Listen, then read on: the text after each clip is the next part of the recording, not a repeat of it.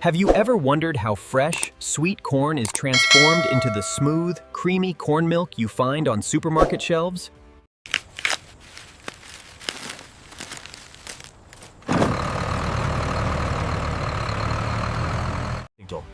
The journey starts in carefully managed cornfields.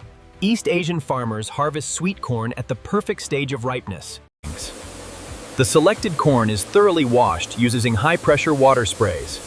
This removes soil, dust, leaves. Powerful machines separate the sweet kernels from the cob. The machines are carefully adjusted to remove as many kernels as possible while minimizing waste. The fresh kernels are briefly cooked in hot water or steam. This process, called blanching, helps preserve the corn's bright hues. The softened kernels enter industrial grinders where they are crushed into a fine paste. Purified water is added during The slurry is pumped through several layers of fine filters. These filters remove tough fiber, coarse. The pH is stable and the nutritional content is verified. Microbiologicals are clear. We can sign off on this batch.